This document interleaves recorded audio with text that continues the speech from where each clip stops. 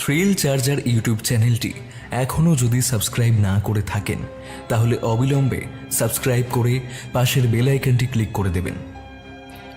Thrill চার্জারের নতুন সংযোজন। এখন আপনারা আমাদের সুপার থ্যাঙ্কস কিনে আমাদের সাপোর্ট করতে পারেন আরও ভালো ভালো গল্প আপনাদের শোনানোর জন্য। কমেন্ট বক্সে গিয়ে একেবারে ডান দিকে সুপার থ্যাঙ্কসের মাধ্যমে আপনারা আমাদের কন্ট্রিবিউট করতে পারেন নিজেদের সাধ্য মতন। ধন্যবাদ। নমস্কার, থ্রিল চার্জারে আপনাকে স্বাগত জানাই আরেকবার। আমাদের আজকের নিবেদন লেখিকা মৌ রুই দাসের কলমে গোয়েন্দা রুদ্রপ্রিয় গিরি সিরিজের কাহিনী নিখোঁজের খোঁজে।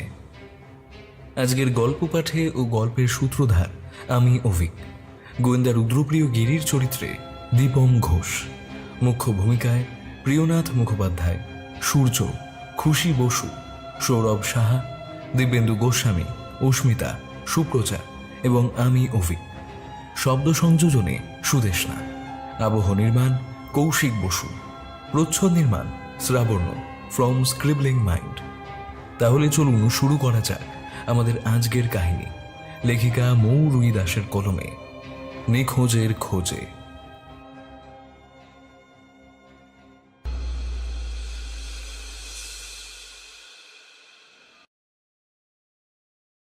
বেশ কিছুদিন বাইরে ছিলাম একটা কাজে, মানে প্রকাশনেরই কাজে। তাই দীর্ঘদিন বাড়ি ফেরার জন্যে মনটা কেমন ছটফট করছিল। ছাতাখানা বাগিয়ে ট্রেন থেকে নেমে এক দৌড়ে কোনো মতে পৌঁছেছি ডোভার্স লেনের বাসায়। বৃষ্টির ছাঁটে সে আমার যাচ্ছে তাই অবস্থা। ছাতাখানা দুয়ারের পাশে রেখে ঘরে ঢুকেই দেখি এক মনে রুদ্রপ্রিয় কাগজের মধ্যে বুঁদ হয়ে বসে আছে, যেন এই বিশ্ব ব্রহ্মাণ্ডের কোনো কিছুই তাকে সাড়া দিতে পারবে না, বের করতে পারবে না ওই কাগজের দুনিয়া থেকে। না হলে আমি যে এত লম্ফজম্ফ করলাম এসে থেকে সে বিন্দুমাত্র টেরটি পেল না। খবরের কাগজে খুব মনোযোগ দিয়ে কিছু একটা পড়ছে, কিন্তু কি পড়ছে সেটাই জানি না। পাশ থেকে প্রতিমা বলে উঠল, লাভ নেই, কোনো লাভ নেই। আজ উনি ঠিক করেছেন খবরের কাগজেই সারাক্ষণ মুখ গুজে পড়ে থাকবেন, তাই বৃথা চেষ্টা করে আর কোনো লাভ নেই। তুমি বসো, আমি চাটা পাঠিয়ে দিচ্ছি। এই বলে প্রতিমা চলে যাওয়ার পর আমি আবার রুদ্রপ্রিয়কে জিজ্ঞাসা করলাম, কি হয়েছে বলো তো? তুমি আজ এত মনোযোগ দিয়ে খবরের কাগজ পড়ছো, কিছু কি জরুরি খবর? আমার কথায় এতক্ষণ পর রুদ্র খবরের কাগজ থেকে চোখ সরিয়ে আমার দিকে তাকিয়ে বলল, কি বলো তো বৃশ্চিক, শহরে কত রকমের কত কিছু ঘটে চলেছে। সব কি আর আমাদের চোখের সামনে আসে? সব সমস্যার কি আর সমাধান পাওয়া যায়? যায় না। আমি রুদ্রপ্রিয়র কথার মাথামুন্ডু কিছুই বুঝতে পারলাম না, তাই তখন বলে উঠলাম, তুমি যে কি বলছো কিছুই বুঝতে পারছি না, পরিষ্কার করে একটু বললে ভালো হতো না? আমার কথা শুনে রুদ্রপ্রিয় আমার দিকে খবরের কাগজটা বাড়িয়ে দিল। তা দেখে আমি বললাম, খবরের কাগজটা নিয়ে আমি কি করব? আহা, পড়োই না। দেখো, খবরের কাগজের সামনের পাতায় বড় বড় অক্ষরে লেখা আছে, বিখ্যাত উকিল শ্যামসুন্দর সান্যালের একমাত্র ছেলে আজ 3 দিন হলো নিখোঁজ। তো তাতে কি হয়েছে? পুলিশকে নিশ্চয়ই খবর দিয়েছেন ওনারা। পুলিশ কিছু করতে পারছে না? পুলিশ তো তাদের নিজেদের মতো চেষ্টা করছে, কিন্তু এখন পর্যন্ত বাচ্চাটার কোনো খোঁজ পায়নি পুলিশও আর তার বাবা মাও। আর সব থেকে বড় কথা হলো, বাচ্চাটা যদি অপহরণ হয়ে গিয়ে থাকে তাহলে তার মুক্তিপণের জন্য নিশ্চয়ই অপহরণকর্তারা ফোন করত, কিন্তু এখনো পর্যন্ত তাদের কাছে কোনো ফোন আসেনি। তাহলে কি অন্য কারণ আছে? অন্য কারণ বলতে? দেখো, তুমি যেমনটা বললে যে উনি নাকি বিখ্যাত উকিল, তাহলে হতেও তো পারে উকিলবাবুর কোনো শত্রু এই কাজ করেছে। তিনি এমন কোনো কেস নিজের হাতে নিয়েছেন যার জন্য অপরাধীর বড় কোনো শাস্তি হতে পারে। হয়তো সেই জন্যই উকিলবাবুর ছেলেকে কিডন্যাপ করে সেই কেস থেকে উকিলবাবুকে সরে আসতে বলছে। মোদ্দা কথা, আমি বলতে চাইছি, হয়তো কোনো হুমকির জন্যই হোক বা ভয় দেখানোর জন্যই হোক, উনার ছেলেকে অপহরণ করেছে। তাহলে এমনটা হলে তারও তো কোনো ফোন কল আসতো, কিন্তু তাও তো কোনো ফোন আসেনি। তাহলে তোমার কি মনে হয় কি জন্য অপহরণ হয়েছে? আমি তো তেমন কিছুই জানি না কেসটা সম্বন্ধে, তবে যেটুকু খবরের কাগজে বেরিয়েছে সেটাই পড়েছি, এর বেশি আমি কিছু জানি না। তাহলে তুমি কি করতে চাইছো সেটা একটু বলবে? তদন্ত করতে? দেখো বৃশ্চিক, অফিসিয়াল ভাবে আমার কাছে এখনো এই কেসটা আসেনি, তবে আমার একটা জায়গায় খটকা লাগছে। খটকা? খটকা কেন? তুমি কি জানো যে যে বাচ্চাটি অপহরণ হয়েছে সেই বাচ্চাটি কথা বলতে জানে না, অর্থাৎ বোবা। তাই আমাকে সেই দিকটা বেশি ভাবাচ্ছে যে একটা বোবা ছেলেকে কেউ কেনই বা কিডন্যাপ করবে। বোবা হলেও বা কি হয়েছে? শরীরের বাকি অঙ্গ প্রত্যঙ্গগুলো তো ঠিক আছে। এখন সেটাও তো হতে পারে। এমন ঘটনা কত হচ্ছে, তুমি শোনোনি? তারপর আমার তো এটাও মনে হচ্ছে যে উকিল বাবুকে শায়েস্তা করার জন্যই এই অপহরণ করা হয়েছে। হয়তো সেই জন্যই কেউ উকিল বাবুকে ফোন করেনি। হ্যাঁ, এমনটা হতেই পারে, সেদিক থেকে কোনো দ্বিমত নেই। তবে ভাবছি অফিসিয়ালভাবে আমি কোনো তদন্ত করতে না পারলেও অল্প বিস্তর তদন্ত আমি ব্যক্তিগতভাবেই করব, কারণ এখানে একটা বাচ্চার প্রশ্ন আসছে। আর তুমি তো জানোই বাচ্চাদের প্রতি আমার একটা দুর্বলতা থেকেই যায়। রুদ্রপ্রিয় কথা বলতে বলতেই এমন সময় দরজায় টোকা পড়ল। টোকা পড়তেই হরিরাম গিয়ে দরজা খুলে দিল। আর এমন সময় দরজার ওপাশ থেকে একজন বললেন, বলছিলাম, ডিটেকটিভ রুদ্রপ্রিয় বাড়িতে আছেন? দরজার ওপাশে দাঁড়িয়ে থাকা লোকটির কথা শুনে হরিরাম বলে উঠল, হ্যাঁ, বাবু বাড়িতেই আছে। বাবুকে জানাবো? হ্যাঁ, খুবই জরুরি দরকার। আচ্ছা, দাঁড়ান। বলে ঘরে এসে রুদ্র ঘাড় নাড়তেই সে তাকে ঘরে নিয়ে ঢুকল। বাবু, এনারা আপনার সঙ্গে দেখা করতে এসেছেন। হরিরামের কথা শুনে আমি যেই চোখ তুলে সামনের দিকে তাকিয়েছি, অমনি দেখতে পেলাম খবরের কাগজের সেই বিখ্যাত উকিল আর ওনার স্ত্রী। মনে মনে ভাবলাম, যে কাজটা রুদ্রপ্রিয় আনঅফিসিয়ালভাবে করতে চেয়েছিল সেটাই হয়তো ভগবান অফিসিয়ালভাবে করার জন্যই উনাকে রুদ্রর বাড়ির দোরগোড়া এনে হাজির করেছে। আমি কথাটা ভেবেই অল্প একটু হেসে নিলাম, কিন্তু সে কথা আমি কাউকে বুঝতে দিলাম না। রুদ্র ওনাদের দেখেই বলে উঠল, হ্যাঁ হ্যাঁ, আসুন আসুন আসুন, এখানে আসুন, বসুন। রুদ্রপ্রিয় ওনাদের বসার জন্য বলেই হরিরামকে উদ্দেশ্য করে বলল, হরিরাম, ওনাদের জন্য একটু চায়ের ব্যবস্থা করো। রুদ্রর কথা শুনে শ্যামসুন্দর বাবু বললেন, না না, তার কোনো দরকার নেই। আমরা খুব বিপদে পড়ে আপনার কাছে ছুটে এসেছি। কথাটা শুনেই রুদ্র বলে উঠল, আপনারা কেন এসেছেন সেটা আমি জানি, খবরের কাগজই সবটা জানিয়ে দিয়েছে আমাকে। সেই সঙ্গে এটাও অনুমেয়, ডিটেকটিভের বাড়ি কেউ এমনি এমনি ঘুরতে আসে না, কোনো জরুরি কাজ থাকলে আসে। তা বলুন, আমি আপনাদের জন্য কি সাহায্য করতে পারি? তাহলে তো আপনি সবটাই জানেন। আমাদের ছেলে নীলাভকে আজ 3 দিন হলো খুঁজে পাওয়া যাচ্ছে না। পুলিশকে জানিয়েছি ব্যাপারটা, তবে তারা এখনো পর্যন্ত কোনো খবর দিতে পারেনি। তাই এক প্রকার বাধ্য হয়েই আপনার কাছে আসা। এখন আপনি আমাদের একমাত্র ভরসা। আপনি যেমন করেই হোক আমাদের ছেলেকে খুঁজে বের করে দিন। শ্যামসুন্দর বাবুর কথা শেষ হতে না হতেই ওনার স্ত্রী যুথিকা দেবী কাঁদতে কাঁদতেই বলে উঠলেন,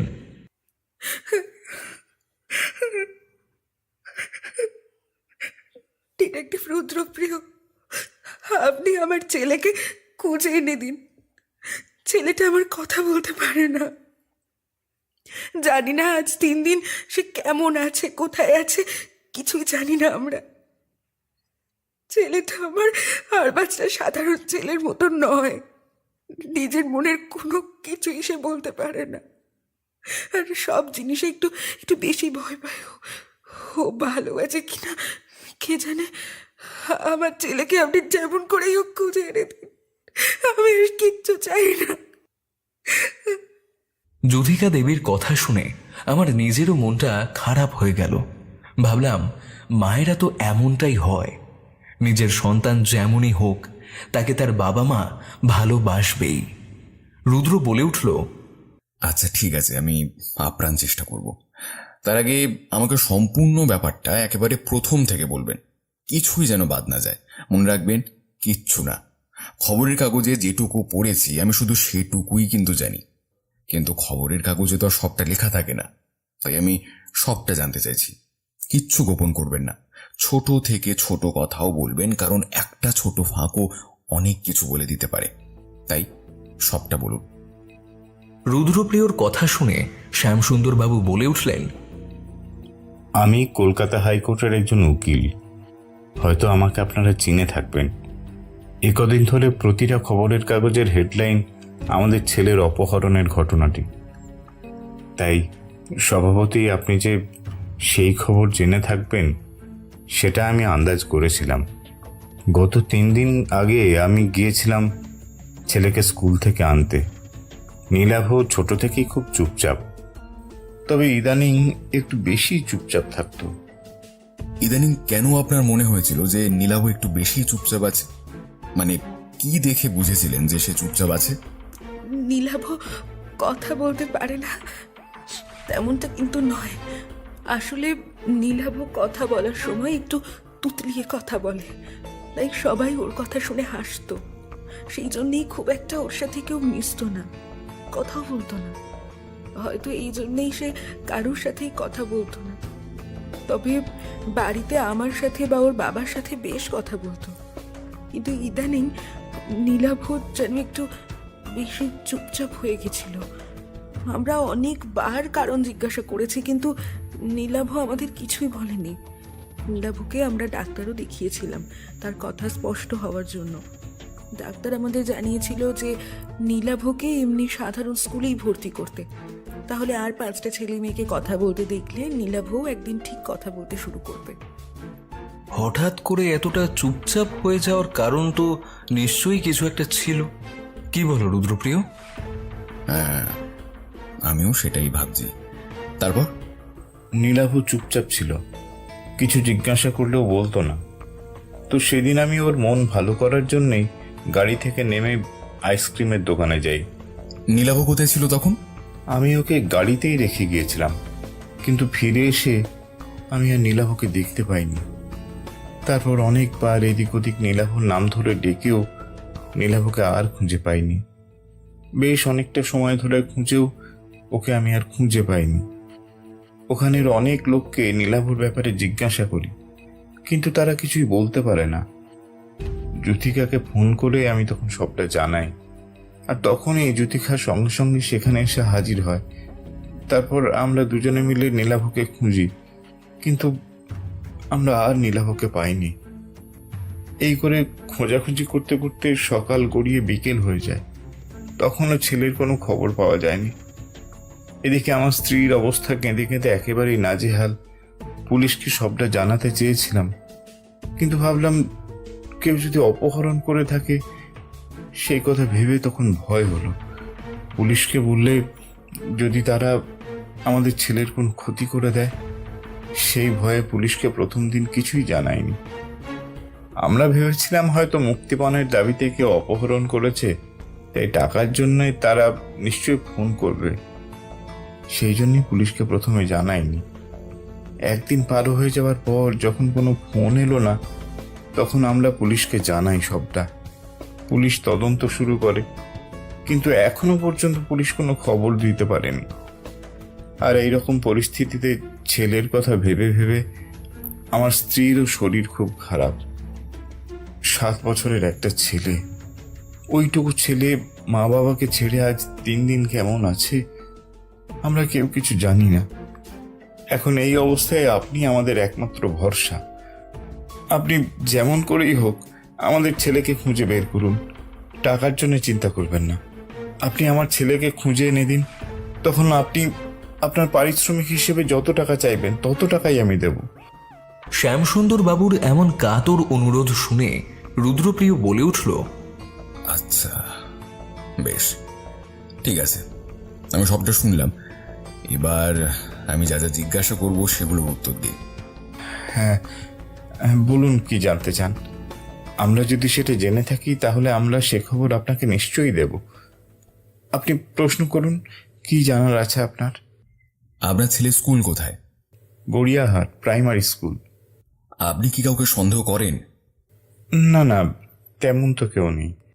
আচ্ছা, আপনি তো একজন উকিল, স্বভাবতই তাহলে অনেক কেস আপনি সমাধান করেছেন, অনেক মানুষকে বিচারকের বিচার পাইয়ে দিতে সাহায্য করেছেন। তাহলে সেখান থেকে এমন কেউ আছে যার আপনার জন্য বিশেষ কিছু ক্ষতি হয়েছে? মানে আমি বলতে চাইছি, হয়তো এমন কেউ আছে যার আপনার উপর খুব রাগ, হয়তো সেই রাগের কারণে আপনার ছেলেকে কেউ অপহরণ করেছে। এমনটা কি হতে পারে? আপনি একটু ভেবে বলুন তো। না না, আমার তো তেমন কিছু মনে পড়ছে না। আচ্ছা বেশ, এখন আপনারা বাড়ি যান। কেসটা আমি নিলাম আর আমি আমার কাজ শুরু করছি। অনেক অনেক ধন্যবাদ আপনাকে। এখন আপনি আমাদের একমাত্র ভরসা। আমার ছেলেকে আপনি যেমন করে পারেন আমার কোলে ফিরিয়ে দিন। এতক্ষণ পর আমি খেয়াল করলাম বৌঠান দরজার কাছে চায়ের কাপ হাতে নিয়ে দাঁড়িয়ে আছে। হয়তো সেও একজন মায়ের কাতর কণ্ঠে অনুরোধ শুনে দাঁড়িয়ে পড়েছে। মায়ের মন যে সর্বদাই সন্তানের জন্য কাঁদে, সেটা মায়েদের দেখলেই বোঝা যায়। আমি ডাক দিলাম, বৌঠান ভিতরে এসো, চাগুলো ঠান্ডা হয়ে গেল যে। আমার কথায় অল্প হেসে বৌঠান বলে উঠল, না না ঠাকুরপো, এই নাও সবার জন্য গরম গরম চা। বৌঠানের কথা শুনে যুথিকা দেবী বললেন, না না, আর চা খাবো না। না সেটা বললে তো আমি শুনবো না, চা খেয়েই আপনাদের যেতে হবে। না, আপনি বুঝতে পারছেন না, এখন আমরা দুজনই চা খাওয়ার মতন অবস্থায় নেই। আমি জানি, সবটাই শুনেছি আমি। তবে আমি আপনাকে একটা কথা বলতে পারি? আপনি যখন এই ডিটেকটিভ রুদ্রপ্রিয় গিরির বাড়িতে এসে হাজির হয়েছেন, তখন আপনি আর চিন্তা করবেন না, একটা না একটা উপায় ঠিক বের হবে। এটা আমি আপনাকে হলফ করে বলতে পারি। বৌঠানের কথা শুনে যুথিকা দেবী মুহূর্তেই কেঁদে উঠলেন। আমি বুঝতে পারলাম একজন মা আরেকজন মায়ের কাছে এই আশ্বাস বাণীটি শুনতে চেয়েছে। চা পান শেষ হলে পর শ্যামসুন্দরবাবু বলে উঠলেন, আচ্ছা, তাহলে আজ আমরা আসি। বৌঠানের হাতে চা খেয়ে শ্যামসুন্দরবাবু আর যুথিকা দেবী রুদ্রপ্রিয়র বাড়ি থেকে বিদায় নিলেন। যাবার আগে রুদ্রপ্রিয় উনাদের বাড়ির ঠিকানাটা জেনে নেয়। ওনারা চলে যেতেই আমি রুদ্রপ্রিয়কে জিজ্ঞাসা করলাম, কি বুঝলে তুমি? আমার কথা শুনে রুদ্র আমাকে পাশের টেবিল থেকে একটা খাতা আর একটা কলম দিতে বলল। আমিও তার কথা মতো টেবিলে রাখা খাতা কলম দিলাম। আমি জানি এখন সেই খাতায় সে কিছু লিখে রাখবে, যার ভাষা বোঝা আমার কিংবা আপনার কারোর পক্ষেই সম্ভব না, তা শুধু রুদ্ররই বোধগম্য হয়। তাই অযথা সেসব আঁকিবুকি দেখে চোখের আর মাথার অবস্থা খারাপ করতে চাই না।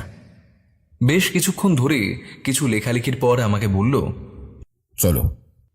তার কথা শুনে তো আমি অবাক, তাই বলে উঠলাম, এখন আবার কোথায় যাব? আমার প্রশ্ন শুনে রুদ্র বলল, কেন বসে থেকে কি লাভ? কাজ যখন হাতে নিয়েছে তখন শেষ করতে হবে, তাই না? আমি আর কথা বাড়ালাম না। বৌঠানকে বলে দিয়ে আমি আর রুদ্রপ্রিয় বেরিয়ে পড়লাম।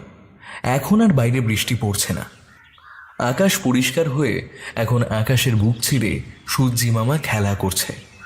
রাস্তায় বেরিয়ে আমি রুদ্রকে জিজ্ঞাসা করলাম, আচ্ছা ভাইয়া, কোথায় যাচ্ছি সেটা যদি একটু বলতে তাহলে একটু ভালো হতো। আমার কথা শুনে রুদ্র বলল, চলো, গেলেই দেখতে পাবে। এরপর একটা ট্যাক্সি ধরে হাজির হলাম থানায়। আর তা দেখে আমার আর বুঝতে বাকি রইল না যে আমরা এখন মানিকবাবুর কাছে এসেছি। ট্যাক্সির টাকা মিটিয়ে আমি আর রুদ্রপ্রিয় থানার মধ্যে প্রবেশ করলাম। থানায় ঢুকতেই মানিকবাবুর সাথে আমাদের দেখা হয়ে গেল। তিনি রুদ্রপ্রিয়কে দেখে একটু হেসে বলে উঠলেন, কি ব্যাপার ডিটেকটিভ মশাই, আপনি আজ হঠাৎ থানায়?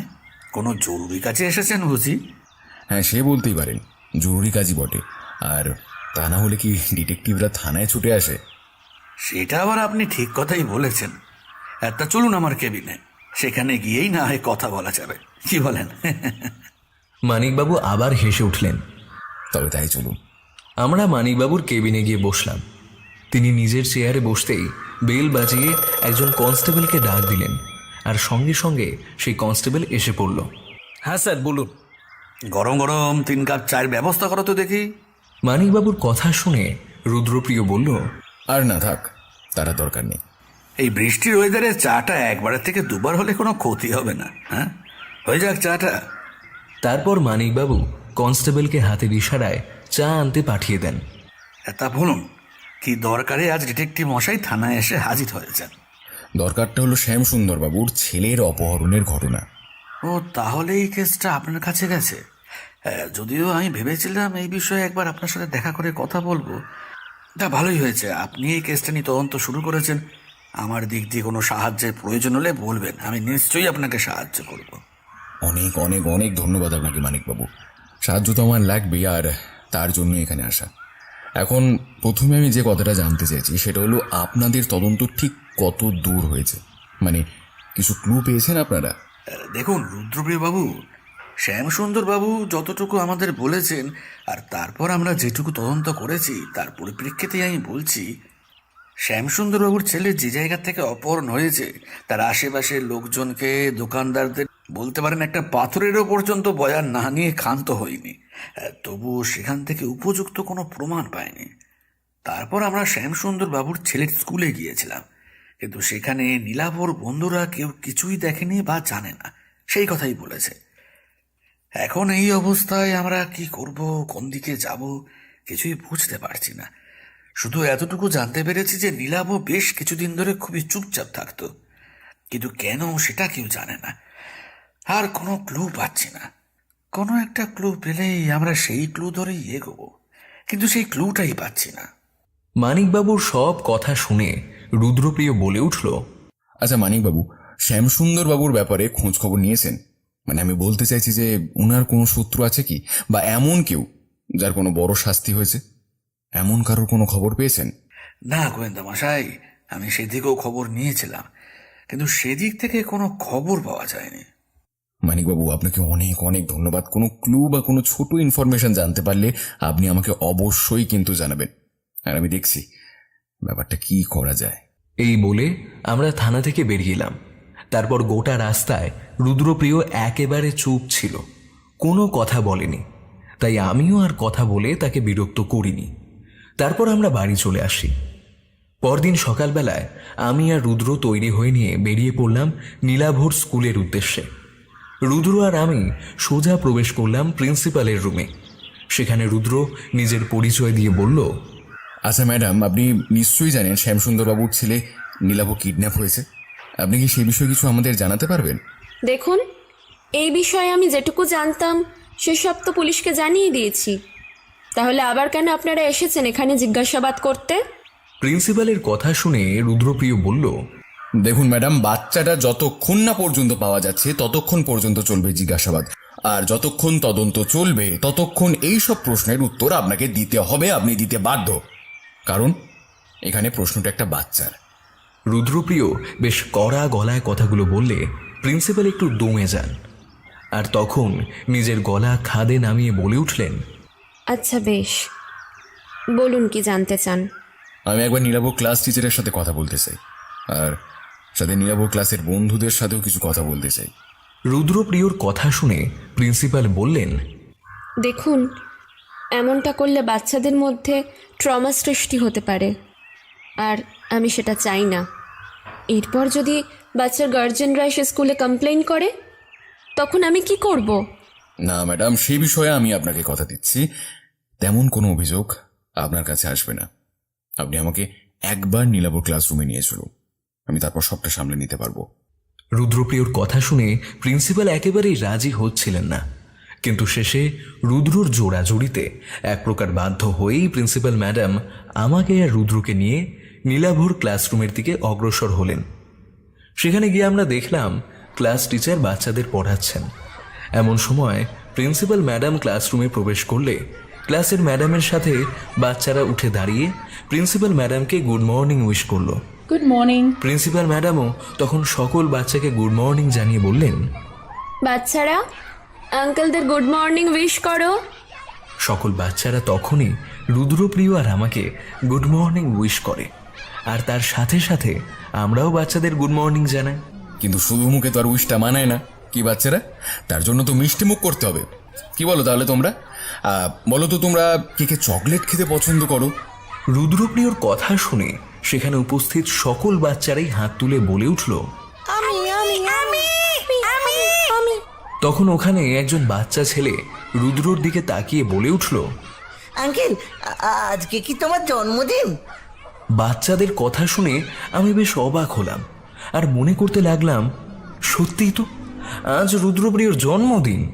কিন্তু আজকের দিনটা আমি বেমালুম কিভাবে ভুলে গেলাম? এমনটা তো কোনোবার হয়নি। আমি রুদ্রর দিকে তাকাতেই সেও আমার দিকে তাকালো, আর তখনই আমি তার কানের কাছে গিয়ে বলে উঠলাম, ভাই আমাকে ক্ষমা করে দিও, আমি সত্যি সত্যি ভুলে গিয়েছিলাম আজকের দিনটা। কিছু মনে করো না ভাই, আমি ক্ষমা চাইছি তোমার কাছে। আর তখন রুদ্রপ্রিয় বলল, আজকাল অনেকেই ভুলে যাচ্ছে, তুমি আর ভুলে গেলে দোষ কোথায়? বন্ধুর কথা শুনে বুঝতে পারলাম যে তার ভারী অভিমান হয়েছে, আর তার সাথে এটাও বুঝতে পারলাম যে আজ বৌঠানও রুদ্রপ্রিয়র জন্মদিন ভুলে গেছে। মনে মনে ঠিক করলাম আজ বাড়িতে সবার আগে গিয়ে বৌঠানকে রুদ্রর জন্মদিনের কথা মনে করিয়ে দেব। বাচ্চাদের আনন্দ আর হৈহুল্লোড় দেখে রুদ্র খুব খুশি হলো, সাথে আমিও। আর তারপর সে নিজের ব্যাগ থেকে চকলেট বার করে সব বাচ্চাদের হাতে দিতে লাগলো। এমন সময় রুদ্রপ্রিয় বলল, আচ্ছা, নীলাভকে দেখতে পাচ্ছি না, সে কি আজ স্কুলে আসেনি? নীলাভর কথা শুনে বাচ্চারা একে অপরের দিকে তাকাতে শুরু করলো। রুদ্র বলল, কি হলো বাচ্চারা, কি হয়েছে? তোমরা এমনভাবে একে অপরের দিকে তাকিয়ে আছো কেন? কিছু কি হয়েছে? নীলাভর কিছু হয়েছে? তার কি শরীর খারাপ? ও কি ওই জন্য স্কুলে আসতে পারেনি? আমি তো ভেবেছিলাম নীলাভ স্কুলে এসেছে। তোমরা কি জানো নীলাভ কেন স্কুলে আসেনি? রুদ্রর কথা শুনে বাচ্চারা একে অপরের দিকে আবার তাকাতে শুরু করলো। আর তখন একটি বাচ্চা ছেলে বলে উঠল, তুমি কি নীলাভকে চেনো? হ্যাঁ, চিনি তো। আর সেই তো আমাকে এই স্কুলের ঠিকানা দিয়েছিল। নীলাভ আর আমি খুব ভালো বন্ধু। আজকে আমার জন্মদিন, তাই ভাবলাম সেই বন্ধুর সাথেই দিনটা পালন করি। কি ঠিক করিনি? কিন্তু এসে দেখি নীলাভকে তো দেখতে পাচ্ছি না। কিন্তু কেন? তোমরা জানো কি কেন নীলাভ স্কুলে আসেনি? আর তখন একটা বাচ্চা মেয়ে কিছু একটা বলতে চাইল, কিন্তু তার আগে ক্লাস টিচার আর প্রিন্সিপালের দিকে একবার তাকালো। আর তখন তা দেখে রুদ্র ম্যাডামের দিকে তাকাতেই প্রিন্সিপাল ম্যাডাম বললেন, তোমরা যদি কেউ কিছু জানো তাহলে বলতে পারো, কোনো ভয় নেই। প্রিন্সিপাল ম্যাডামের অনুমতি পেয়ে একটা বাচ্চা মেয়ে বলে উঠল, নীলাভকে কারা যেন নিয়ে গেছে। বাচ্চা মেয়েটির এমন কথা শুনে রুদ্রপ্রিয় বলল, নিয়ে গেছে মানে? কোথায় নিয়ে গেছে? তুমি কি কিছু জানো? কিছু দেখেছো? না, আমি কিছু দেখিনি, তবে বাড়িতে আমার মা আমাকে বলেছে, তাই আমি জানি নীলাভকে কারা যেন নিয়ে গেছে। মা বলেছে নীলাভ পড়াশোনা করতো না তো, তাই নিয়ে গেছে। কিন্তু আমি তো জানি নীলাভ পড়াশোনা করতো, তাহলে কেন নিয়ে গেল? সেটাই তো। তাহলে এখন কি উপায়? তোমরা কি চাও না নীলাভ আবার ফিরে আসুক? চাই তো। তাহলে তো জানতে হবে নীলাভকে কারা নিয়ে গেছে। আচ্ছা, একটা কথা বলো তো, নীলাভ যখন স্কুলে আসতো তখন কি সে তোমাদের কিছু বলেছিল? না, আমাকে তো কিছু বলেনি, তবে আবিরকে কিছু বলে থাকতে পারে। বাচ্চা মেয়েটির কথা শুনে রুদ্রপ্রিয় বলল, আবির? আবির কে? নীলাভ তো আবিরের সাথেই বেশি কথা বলতো, ওই যে ও হলো আবির। বাচ্চা মেয়েটি হাতের ইশারায় আবিরকে দেখিয়ে দিল। তখন আবির পিছন থেকে সামনে এলো। তখন রুদ্র জিজ্ঞাসা করলো, আচ্ছা, তোমার নাম আবির? আচ্ছা, তুমি তো চাও নীলাভ ফিরে আসুক। এখন কে বা কারা নীলাভকে নিয়ে গেছে সেটা জানতে পারলে তো খুব ভালো হতো। কেন নীলাভকে তারা নিয়ে গেছে সেটা তো জানতে হবে, নাহলে আবার যদি তারা কাউকে বিনা অপরাধে নিয়ে যায় তখন তো আমরা আর বুঝতে পারবো না। তাই সবার আগে কারা নীলাভকে নিয়ে গেছে সেটা জানতে হবে। তাই তুমি কিছু জেনে থাকলে আমাকে বলতে পারো, আমি কিন্তু কাউকে কিচ্ছু বলবো না। রুদ্রর কথা শুনে আবির তখন কিছুটা চুপ করে থেকে বলে উঠল, নীলাভ তো তুতলিয়ে কথা বলতো, তাই সবার সাথে বেশি মিশতো না, কিন্তু আমার সাথে মাঝে মাঝে কথা বলতো। তবে আমি দেখেছিলাম আঙ্কেল, কয়েকদিন না নীলাভ একেবারেই চুপচাপ হয়ে গেছিল জানো তো। আমি জিজ্ঞাসা করেছিলাম, কিন্তু ও কিছুই বলেনি। তারপর আমি আবার জিজ্ঞাসা করলে ও শুধু আমায় বলেছিল কাউকে কিছু বলবি না, না হলে তারা মেরে দেবে। কিন্তু কি বলবো না, কাকে বলবো না, সে কথা কিছুই বলেনি। তবে আমি বুঝতে পেরেছিলাম যে নীলাভ কোনো কারণে খুব ভয় পেয়েছে। এর থেকে বেশি আর কিছু আমি জানি না। নীলাভ আর কিছু বলেনি আমাকে। আবিরের কথা শুনে রুদ্র বেশ অবাক হলো, আর সাথে আমিও। নীলাভ তাহলে সত্যিই কাউকে ভয় পেয়েছিল, কিন্তু কাকে সে কথা কেউ জানে না। তবে এর থেকে নিশ্চিত হওয়া গেল যে নীলাভর একেবারেই চুপ করে যাওয়ার পিছনে একটা বড় কারণ ছিল। আমি জানি রুদ্র এখন সেটাই ভাবছে। আবিরের কথা শুনে তো তাই মনে হলো। এরপর আমরা স্কুল থেকে বেরিয়ে এলাম। রাস্তায় উঠতেই আমি জিজ্ঞাসা করলাম, এবার আমরা কোথায় যাব? চলো একবার শ্যামসুন্দর বাবুর বাড়িতে যাওয়া যাক। এই বলে আমরা একটা ট্যাক্সি ডেকে নিলাম। তাতে করেই আমি আর রুদ্রপ্রিয় শ্যামসুন্দর বাবুর বাড়ির সামনে হাজির হলাম। দরজায় টোকা দিতেই একজন কাজের মহিলা দরজা খুলে দিতেই আমরা ভিতরে প্রবেশ করলাম। আমাদের দেখে শ্যামসুন্দর বাবু বললেন, এ কি ডিটেকটিভ মশাই, আপনি যে? আমাদের ছেলের কোনো খবর পেলেন? না, এখনো পাইনি, তবে খুব তাড়াতাড়ি পেয়ে যাব। ঘরের ভিতর থেকে রুদ্রপ্রিয়র গলা শুনতে পেয়ে যুথিকা দেবী যেন দৌড়ে বেরিয়ে এলেন। ওনাকে দেখেই মনে হচ্ছিল উনি এখনও কাঁদছিলেন, আর খুব অস্থিরভাবে কাঁদতে কাঁদতে বললেন, ডিটেকটিভ রুদ্রপ্রিয়, আপনি আপনি আমার আমার ছেলের খবর পেয়েছেন? নীলাভ কোথায় আছে কিছু জানেন? বলুন না, জানেন কিছু? আমাকে আমাকে নিয়ে চলুন, একবার নিয়ে চলুন। কতদিন আমি দেখিনি ওকে। না জানি আমার নীলাভ কেমন আছে, হয়তো হয়তো খুব কাছে। নিয়ে চলুন না, আমায় নিয়ে চলুন। যুথিকা দেবীর এমন করুণ গলার স্বর শুনে আমার মনটাও কেঁদে উঠল। রুদ্র বলল, এত অধৈর্য আপনি হবেন না, আর কিছুদিন সময় দিন, আমি আপনাদের ছেলেকে খুঁজে এনে দেব। তার আগে নিজেকে শক্ত করুন, এইভাবে ভেঙে পড়লে চলবে না। আমি বুঝতে পারছি আপনার মনের অবস্থা। এইভাবে কান্নাকাটি করলে তো আপনার নিজের শরীরটাই খারাপ হয়ে যাবে। আচ্ছা, আমি একটা কথা আপনাদের জানাতে এসেছি, আর সেটা হলো নীলাভর স্কুলে আজ আমরা গিয়েছিলাম, আর এতদিনে পুলিশ খোঁজ করে যেটা জানতে পারেনি তেমন একটা খবর পেয়েছি। কি খবর? নীলাভর এক বন্ধুর কাছ থেকে আমরা জানতে পেরেছি যে নীলাভ কিডন্যাপ হওয়ার কিছুদিন আগে এমন কিছু দেখেছিল যা দেখে সে খুব ভয় পেয়েছিল। নীলাভ চুপচাপ হয়ে গেলে তার বন্ধু চুপ হয়ে যাওয়ার কারণ জিজ্ঞাসা করে, এবং নীলাভ তাকে জানিয়েছিল যে নীলাভ যদি কাউকে কিছু বলে তাহলে কেউ বা কারা তাকে মেরে ফেলবে। সে এতটাই ভয় পেয়েছিল যে সে তার বন্ধুকে মেরে ফেলার কথাকে বলেছিল, তাও পর্যন্ত বলেনি। এখন প্রশ্ন হলো, নীলাভ কি এমন দেখেছিল যার জন্য কেউ তাকে মেরে ফেলার হুমকি দিয়েছিল? রুদ্রপ্রিয়র কথা শুনে যুথিকা দেবী চোখের জল মুছে বললেন, কি বলছেন আপনি? তাহলে আমার ছেলে বেঁচে আছে তো? হ্যাঁ,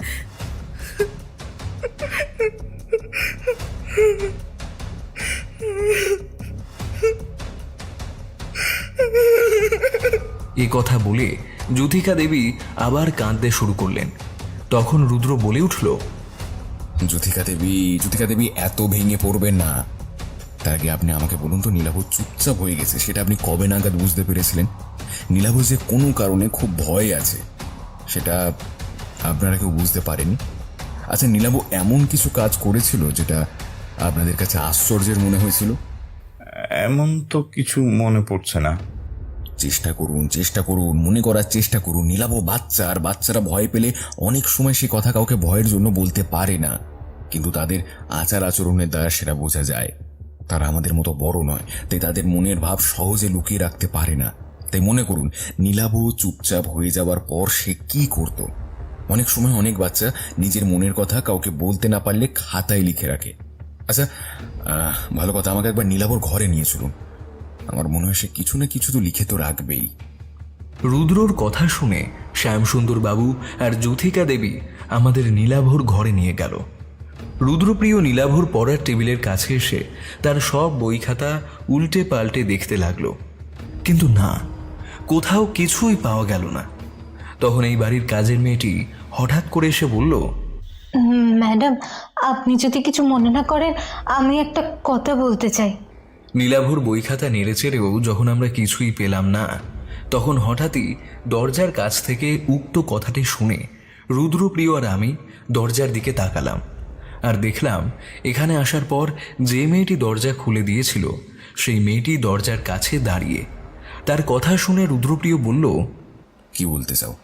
রুদ্রপ্রিয়র কথা শুনে সেই কাজের মেয়েটি একবার শ্যামসুন্দর বাবুর দিকে তাকালো। তখন আমি বলে উঠলাম, তুমি বলতে পারো, কোনো ভয় নেই।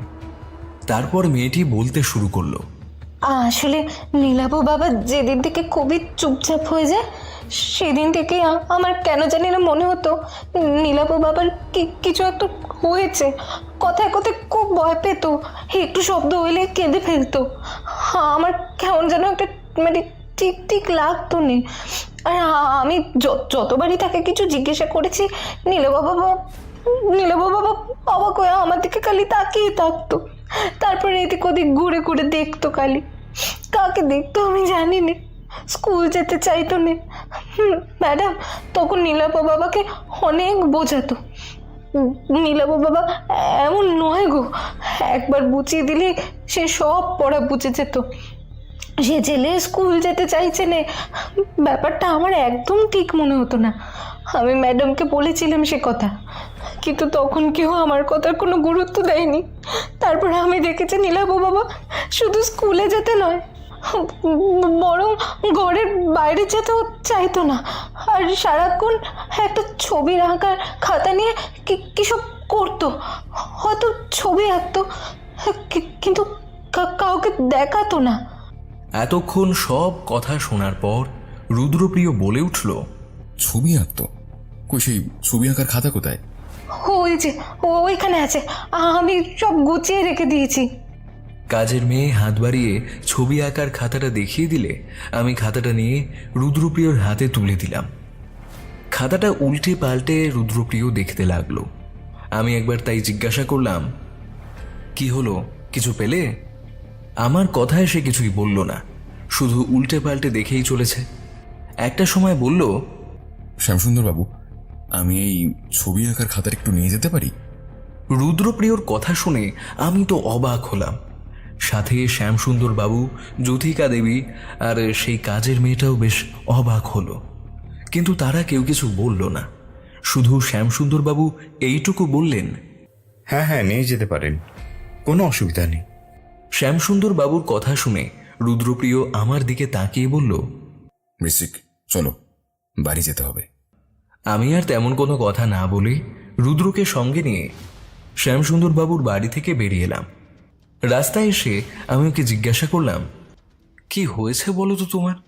খাতাটা দেখার পরে তুমি আর কোনো কথা না বলে একেবারে সোজা বাড়ি যেতে চাইলে, কোনো কিছু বললে না। খাতায় কি কিছু লেখা আছে? আছে তো নিশ্চয়ই, কিন্তু সেটা কি স্পষ্ট করে আমিও সেটা বুঝতে পারিনি। তবে সেটা বোঝার জন্যই বাড়ি যেতে চাইছি। বাড়ি চলো, তারপর সবটা বলছি। রুদ্রপ্রিয়র কথা শুনে তো আমি অবাক, তাই মনে মনে বলে উঠলাম, খাতায় যদি কিছু লেখা আছে সেটা তো বোঝার কথা। আর যদি বুঝতে না পারছে তাহলে বাড়ি গিয়ে কিভাবে বুঝবে? আমি তো কিছুই বুঝতে পারছি না। এখন দেখি তাড়াতাড়ি বাড়ি যেতে হবে মনে হচ্ছে। আমাকে গভীর ভাবনায় ভাবিত হতে দেখে রুদ্রপ্রিয় বলে উঠল, সব ভাবনা কি রাস্তায় দাঁড়িয়ে ভাববে? বাড়ি গিয়েও তো কিছু ভাবতে হবে নাকি? চলো, তাড়াতাড়ি বাড়ি যেতে হবে। আর হ্যাঁ, তার আগে একবার পুলিশ স্টেশনে চলো। আবার পুলিশ স্টেশন কেন? দরকার আছে, চলো। এরপর আর কোনো কথা না বলে একটা ট্যাক্সি ধরে থানায় পৌঁছালাম। থানায় গিয়ে দেখলাম মানিকবাবু থানাতেই আছেন, তাই কাজটা আমাদের খুব তাড়াতাড়ি হলো। থানায় গিয়ে রুদ্র মানিকবাবুকে বলল, মানিকবাবু, আপনার সাথে কিছু জরুরি কথা আছে। হ্যাঁ বলুন রুদ্রপ্রিয় বাবু। আচ্ছা, এই খাতাটা দেখুন তো, কিছু বুঝতে পারছেন? রুদ্রপ্রিয়র কথা শুনে মানিকবাবু হাতটা বাড়িয়ে সেই ছবি আঁকার খাতাটা নিজের হাতে নিলেন। তারপর পাতা উল্টে বেশ কিছুক্ষণ ধরে দেখতে শুরু করলেন। আর ঠিক তখন মানিকবাবু কপালের মাঝ বরাবর একটু কুঁচকে বলে উঠলেন, এটা তো একটা ছবি আঁকার খাতা, দেখে তো মনে হচ্ছে একটা বাচ্চা। কোথায় পেলেন এটা? এটা নীলাভর ছবি আঁকার খাতা। আপনি বুঝতে পারছেন, এখানে নীলাভ শুধু পেন্সিল দিয়ে ডট ডট বিন্দুর মতন সারা কাগজে এঁকেছে, কিন্তু একটা ছেলে চুপচাপ হয়ে যাওয়ার পর সারাদিন ধরে এই ছবি আঁকার খাতায় শুধু ডট ডট দিয়ে সারা পাতা ভর্তি করেছে। এটা আমার ঠিক বিশ্বাস হচ্ছে না। আমার মনে হয় ছবির মধ্যেই কিছু একটা ক্লু লুকিয়ে আছে। কি বলছেন আপনি? তাহলে আপনি এখন কি করতে চাইছেন? আমি বলতে চাইছি, আপনি কোনো মিনিয়েচার আর্টিস্টকে চেনেন? রুদ্রপ্রিয়র কথা শুনে আমি আর মানিকবাবু দুজনে তাকালাম রুদ্রপ্রিয়র দিকে, আর তাতে রুদ্রপ্রিয় বেশ কিছুটা কপাল কুঁচকে বলে উঠল, কেন মানিকবাবু, আপনি কোনোদিন মিনিয়েচার আর্টিস্টের নাম শুনেননি? হ্যাঁ ঋষিক, তুমিও কি এখন বলবে শোনোনি? না তেমনটা নয়, তবে এখানে মিনিয়েচার আর্টিস্টের কি দরকার? দরকার আছে বলেই তো বলছি, ইভেন মিনিয়েচার আর্টিস্টেরই দরকার আছে, যা তা কোনো আর্টিস্টের নয়। এমনি নিশ্চয়ই আমি মিনিয়েচার আর্টিস্টের খোঁজ করবো না। আচ্ছা বাদ দাও সব কথা, তার আগে মানিকবাবু আপনি বলুন, আপনি কোনো মিনিয়েচার আর্টিস্টকে চেনেন? রুদ্রপ্রিয়র দৃঢ় গলার স্বর শুনে মানিকবাবু আর কিছু প্রশ্ন করলেন না, শুধু বললেন, হ্যাঁ চিনি, একজন আছে। তাহলে আর দেরি কিসের, এক্ষুনি তাকে ডেকে আনার ব্যবস্থা করুন। রুদ্রর এত তাড়া দেখে বুঝলাম ব্যাপারখানা বেশ গম্ভীর। মনে অনেকটা কৌতূহল থাকলেও রুদ্রকে আর ঘাটালাম না, চুপচাপ চেয়ারে বসে রইলাম। মানিকবাবু তারপর একজন কনস্টেবলকে কিছু একটা বলে তাকে কোথাও একটা পাঠিয়ে দিল, আর আমরা অপেক্ষা করতে লাগলাম পুলিশ স্টেশনে বসে। বেশ 1 ঘন্টার কাছাকাছি অপেক্ষা করার পর একজন কনস্টেবল বলে উঠল, ভিতরে আসতে পারি স্যার? হ্যাঁ হ্যাঁ নিশ্চয়ই। মানিকবাবুর সম্মতি পেয়ে কনস্টেবল একজন বছর 20 ছেলেকে নিয়ে মানিকবাবুর কেবিনে প্রবেশ করলেন। কনস্টেবল বলল, স্যার এই যে পলাশকে নিয়ে এসেছি।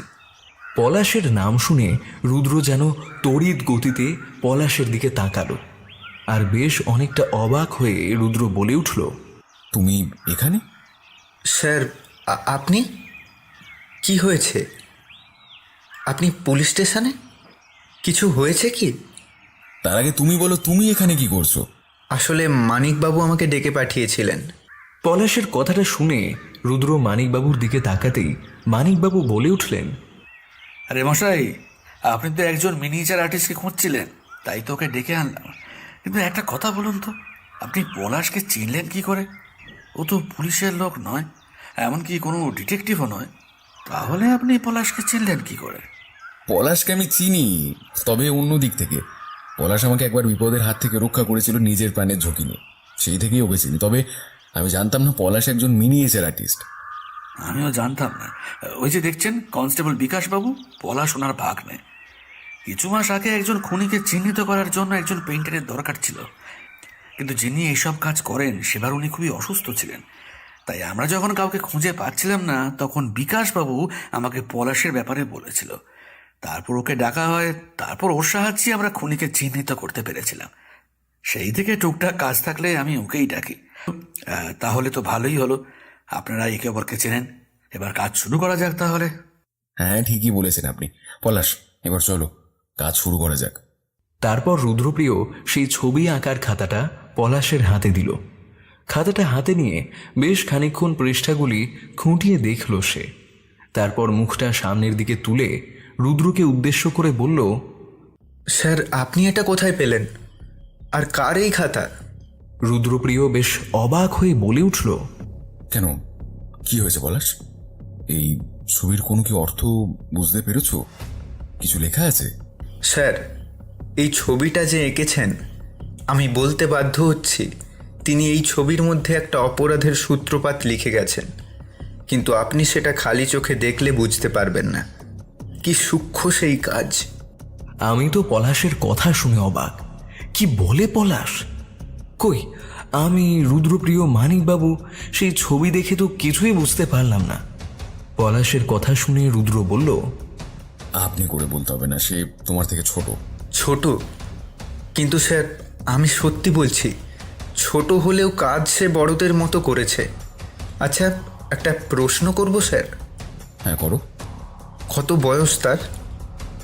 7 বছরের একটি বাচ্চা ছেলের কাজ এটা।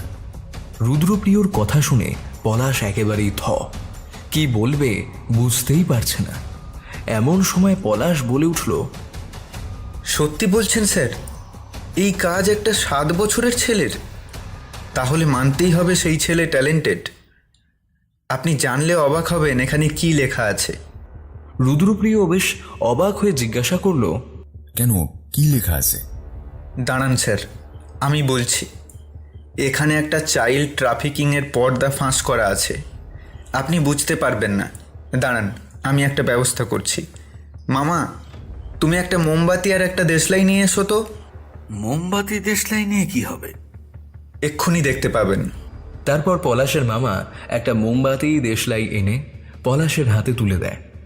এরপর পলাশ নিজেই মানিকবাবুর কেবিনের সব দরজা জানলা বন্ধ করে ঘরটা অন্ধকার করে দেয়।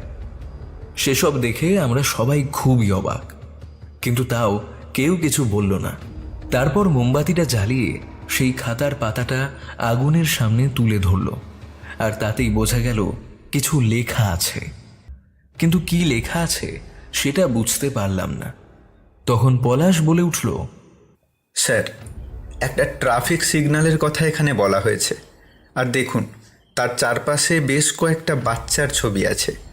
তাতে বোঝা যাচ্ছে সেই ট্রাফিকে বাচ্চারা থাকে। এখন প্রথম ছবিটাই দেখুন, সেখানে 5 জন বাচ্চা আছে। দ্বিতীয় ছবিটা দেখুন, সেখানে 4 জন বাচ্চা আছে। তৃতীয় ছবিটা দেখুন, সেখানে 3 জন বাচ্চা আছে। তাহলে বুঝতে পারছেন এখানে আমি কি বলতে চাইছি? প্রত্যেকটা ছবিতেই পরপর করে একটা একটা করে বাচ্চা কমে গেছে। তার মানে বাচ্চাগুলো কোথাও চলে গেছে বা কেউ নিয়ে গেছে। এখন সেই খবরটা নীলাভ কিভাবে পেল সেটাই জানার প্রশ্ন। আমার মনে হয় কোনো কারণে নীলাভ এই ব্যাপারটা জানতে পারে। তারপর তারা নীলাভকে ভয় দেখায় মুখ বন্ধ রাখার জন্য, কিন্তু পরবর্তীকালে তারা ভাবে যে যদি কোনো দিন নীলাভ এইসব কথা কাউকে বলে দেয় তাহলে তাদের খুব বিপদ হতে পারে। সেই আশঙ্কা থেকেই হয়তো নীলাভকে কিডন্যাপ করা হয়েছে। সব ঘটনা শুনে আমি তো পুরো সত্যি এখন কি বলা উচিত আমাদের সেটাই কেউ বুঝতে পারল না। রুদ্রপ্রিয় কিছু বলল না। বেশ কিছুক্ষণ চুপ করে থাকার পর রুদ্রপ্রিয় বলে উঠল, মানিকবাবু, আর হাতে বেশি সময় নেই। যত সময় যাবে বিপদ আরও বাড়বে, তাই আর ডিলে করা যাবে না। আমাদের এক্ষুনি কাজে লেগে পড়তে হবে। আপনি বুঝতে পারছেন আমি কি বলতে চাইছি? হ্যাঁ, নিশ্চয়ই ডিটেকটিভ মশাই। এরপর মানিকবাবু পলাশকে বললেন, পলাশ, তুমি এখন বাড়ি যাও, আর কোনো দরকার পড়লে তোমায় আমি ডেকে নেব, কিন্তু এখন তুমি বাড়ি যাও। আরেকটা কথা বলছি, সেটা হলো সাবধানে থেকো, কারণ যারা এই কাজটা করছে তারাও আমাদের উপর নজর রাখছে। তাই বলছি সব সময় চোখ কান খোলা রাখবে, কেমন? আর সাবধানে থাকবে, মনে থাকবে আমার কথা? হ্যাঁ স্যার, মনে থাকবে আপনার কথা। আমি নিজের খেয়াল রাখব। আর আমিও আপনাদের একটা কথা বলতে চাই, আপনারাও সাবধানে কাজটা করবেন, কারণ এখনও জানি না কতগুলো বাচ্চা আছে। তাই বাচ্চাদের কথা ভেবে একটু সাবধানে কাজ করবেন। যদিও এটা আমার বলার প্রয়োজন নেই, আমি জানি আপনারা খুব সাবধানেই কাজটা করবেন, কিন্তু তাও আমি একবার বললাম। এরপর পলাশ পুলিশ স্টেশন থেকে চলে যায়। তারপর বেশ কিছুক্ষণ আলোচনা করার পর মানিকবাবু কন্ট্রোল রুমে ফোন করতে চাইলে রুদ্রপ্রিয় বলল, না মানিকবাবু, এখন এই খবরটা বাইরে ছড়ানো যাবে না। আগে আমরা নিশ্চিত হই, তারপর ব্যাপারটা জানানো যাবে। কারণ আমরা জানি না আমাদের পুলিশ ডিপার্টমেন্টের সাথে কারোর কোনো যোগ আছে কিনা। তাই আমি কোনো রিস্ক নিতে চাইছি না। শুধু একটা সাহায্য আপনাকে করতে হবে, আর সেটা হলো আমি আমার বিশ্বস্ত কিছু লোককে লাগাতে চাই, আর সেটা খুব গোপনীয়ভাবে। মানে আমি কোনো খবর এখনই বাইরে লিক করতে চাইছি না। রুদ্রপ্রিয়র কথা শুনে মানিকবাবু বললেন, ঠিক আছে ডিটেকটিভ মশাই, আপনি যেমনটা বলবেন তেমনটাই হবে। তারপর রুদ্রপ্রিয় আর আমি থানা থেকে বেরিয়ে এলাম। সব খবর মানিকবাবুকে জানাতে হবে, এই কথা বলেই থানা থেকে বেরিয়ে সোজা বাড়িতে পৌঁছলাম। বাড়িতে পৌঁছে দেখি বৌঠান বিশাল খাবার দাবারের আয়োজন করেছে। আমি তো দেখে রীতিমতো অবাক, আর তার সাথে যে রুদ্রপ্রিয় অবাক হয়েছে তাতে সন্দেহ নেই। এমন সময় বৌঠান বলল, কি গো, কি ভেবেছিলে ভুলে গেছি আমি তোমার জন্মদিন? ভুলিনি গো, সব মনে আছে আমার। যাও তাড়াতাড়ি হাত মুখ ধুয়ে এসো, আমি খাবারটা বাড়ছি। বৌঠানের কথা শুনে আমি তো অবাক। প্রতিমা, আমি খুব খুশি হয়েছি। আমি তো ভেবেছিলাম তুমি হয়তো এই বছর আমার জন্মদিনের কথা ভুলেই গেছো, কিন্তু দেখো তুমি বলোনি। তবে এখন খেতে পারবো না গো, একটা কাজ আছে, ওটা সেরে এসেই খাবো, প্রমিস। তুমি বরং বৃশ্চিককে খেতে দাও, ওর খুব খিদে পেয়ে গেছে। আমাকে এক্ষুনি আবার বেরোতে হবে।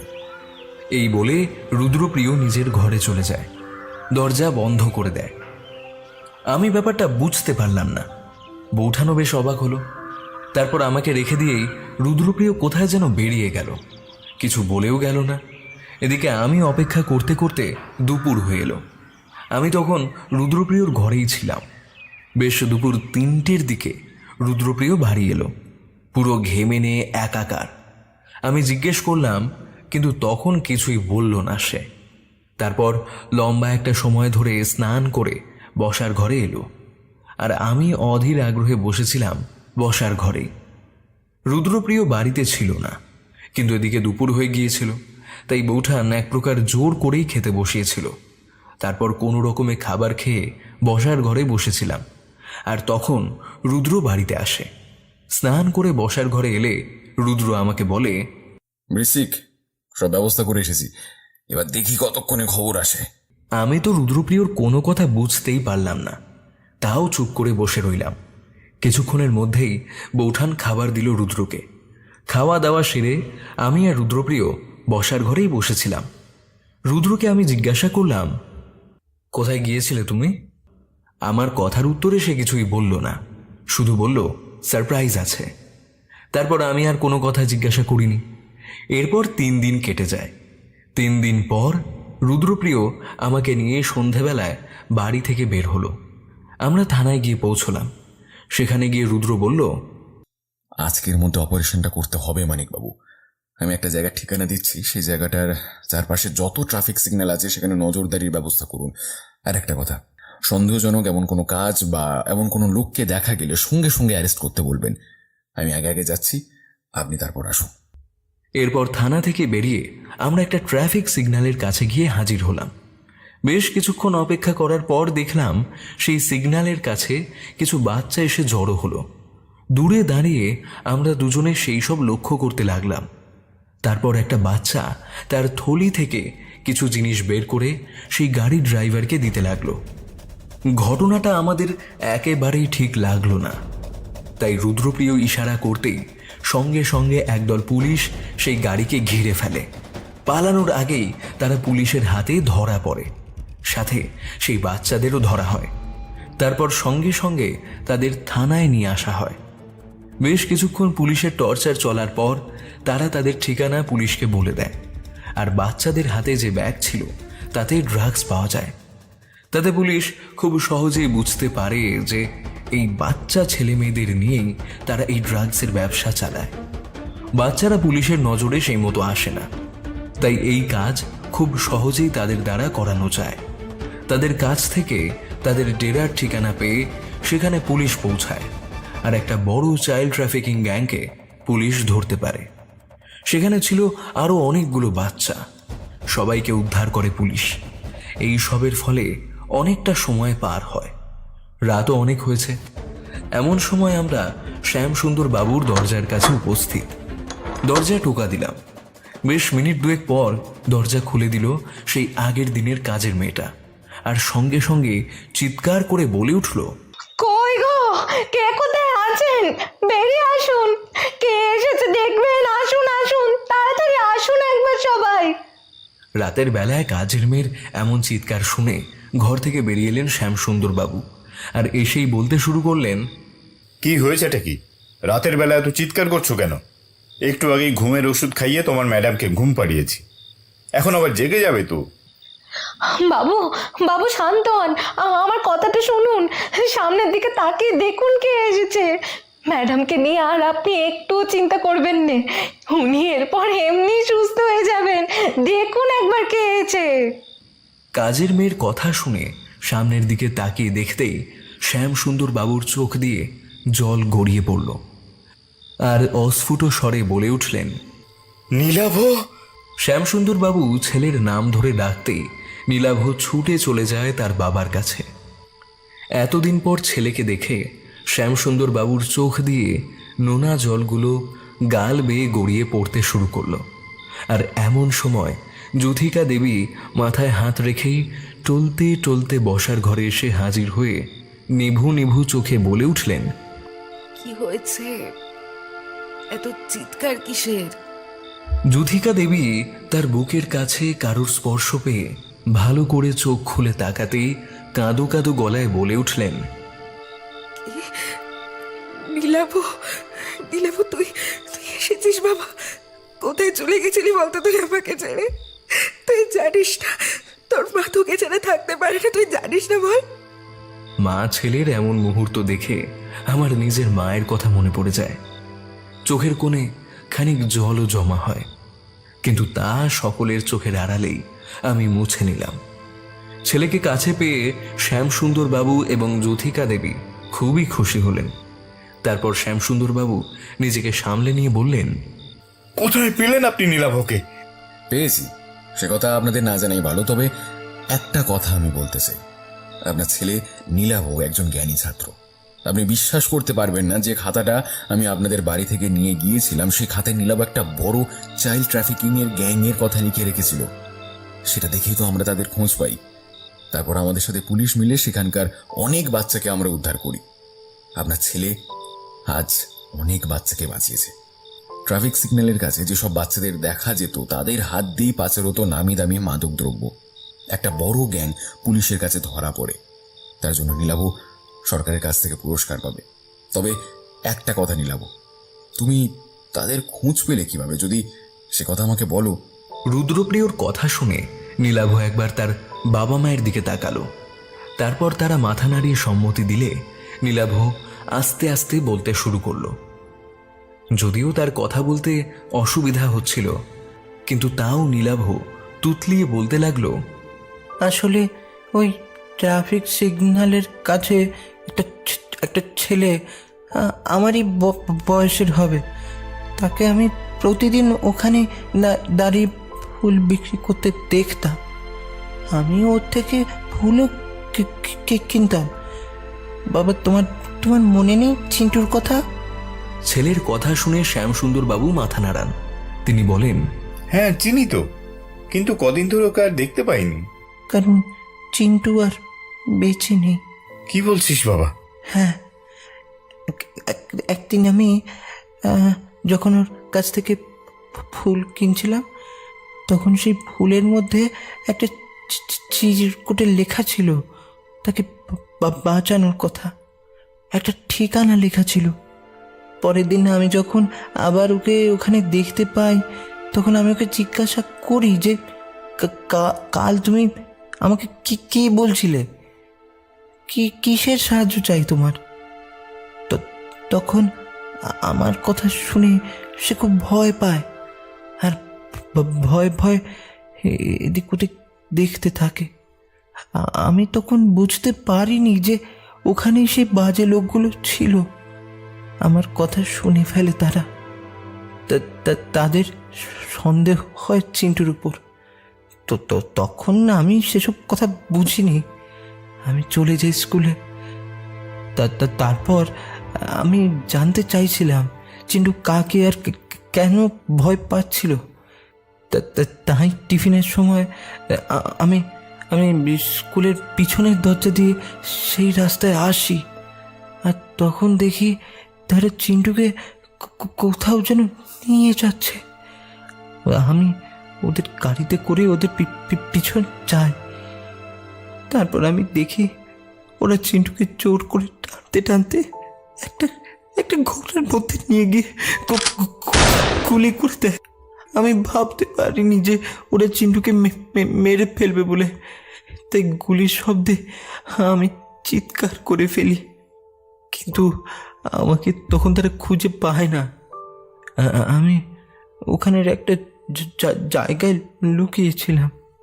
তারপর বেশ অনেকটা সময় পর আমি সেখান থেকে চলে আসি স্কুলে। সেদিন আমার অনেকটাই দেরি হয়েছিল, কিন্তু সেদিন টিফিনের পর অনুষ্ঠান ছিল, তাই টিফিনের পর আর আমাদের ক্লাস হয়নি বলে কেউ আমার খোঁজ করেনি। তারপর আমি বাড়িতে চলে আসি। সেদিন থেকেই আমি খুব ভয়ে থাকতাম। আমি ভাবতাম যদি আমি কাউকে কিছু বলি তাহলে তারা হয়তো আমাকে মেরে ফেলবে। সেই জন্যে আমি আমি আমি স্কুলে যেতে চাইতাম না, বাড়ির বাইরেও যেতে চাইতাম না। আমি ভেবেছিলাম তারা হয়তো আমাকে দেখেনি, কিন্তু আমি বলছিলাম তারা আমাকে দেখেছিল, কিন্তু কিন্তু আমার সাথে কথা বলতে পারছিল না, কারণ কারণ সবসময় আমার সাথে কেউ না কেউ থাকতো। তো সেদিন যখন বাবা আইসক্রিম কিনতে যায়, তখন তারা আমার কাছে আসে আর বলে আমি যদি তাদের সাথে না যাই তাহলে তারা আমার বাবাকে মেরে ফেলবে। আর সেই ভয়ে আমি আমি গাড়ি থেকে নেমে তাদের পিছন পিছন যাই। তারপর অনেকটা দূর যাওয়ার পর ওরা আমাকে গাড়িতে উঠতে বলে। আমিও তখন কোনো কথা না বলে তাদের সাথে চলে যাই। তবে যাওয়ার আগে আমি আমি আমার ছবি আঁকার খাতাটা গাড়িতেই রেখে এসেছিলাম। এত দূর নীলাভর কথা শুনে শ্যামসুন্দর বাবুর সবটা মনে পড়ল। তিনি বললেন, হ্যাঁ হ্যাঁ, এখন আমার মনে পড়ছে, খাতাটা তো গাড়িতেই ছিল, পরে ওটা আমি নীলাভর ঘরে রেখে এসেছিলাম। এটা একেবারেই আমার মাথা থেকে বেরিয়ে গিয়েছিল। আমি কি বলেছিলাম শ্যামসুন্দর বাবু, ছোট থেকে ছোট ইনফরমেশন আমায় জানাবে। এই কথাটা যদি আপনি আমাদের আগে বলতেন তাহলে অনেক আগে নীলাভকে আমরা খুঁজে পেতাম। তবে যাকে সেসব কথা বাদ দিন, নীলাভ বাড়ি এসেছে, এটাই অনেক। এবার আমরা বিদায় নিচ্ছি, ভালো থাকবেন। এই বলে আমরা বেরিয়ে আসতে চাইছিলাম, এমন সময় শ্যামসুন্দর বাবু আমাদের দাঁড় করিয়ে বললেন, দাঁড়ান রুদ্রপ্রিয় বাবু, আপনার পারিশ্রমিক। কথাটি শুনে রুদ্রপ্রিয় মুচকি হেসে বলে উঠল, এই পৃথিবীতে আপনার ছেলে প্রাণের মূল্য কোটি কোটি টাকা দিলেও পূরণ করা যাবে না। তবে তাও যদি সাম্মানিক দিতে চান, তাহলে আজ যে অনাথ বাচ্চাগুলোকে পুলিশ উদ্ধার করেছে তাদের দুবেলা দুমুঠো খাবারের ব্যবস্থা করবেন। তাহলে দেখবেন তারা মন থেকে আশীর্বাদ করবে আপনার ছেলেকে, এমনকি আপনাকেও।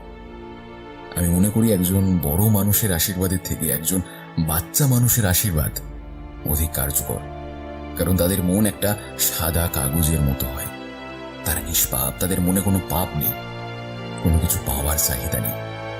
আপনার তো অনেক টাকা, কিছু টাকা দিয়ে তাদের জন্য কিছু করবেন, তাতে আপনার অর্থকোষ খালি হবে না, বরং বেশি করে পূর্ণ হবে। ঈশ্বর যাকে সামর্থ্য দেয় তাকে কখনোই খালি হাতে রাখবেন না। ভালো থাকবেন, পারলে তাদের জন্য কিছু করবেন শ্যামসুন্দরবাবু, দেখবেন মন থেকে শান্তি অনুভব হবে। আজ তবে চলি। এই বলে আমরা দুজনে বাড়ি ফিরে এলাম। রাতও অনেক হয়েছে, একটা অনেক বড় ঝামেলার নিষ্পত্তি হলো আজ। মনটা তাই আজ ফুরফুরে।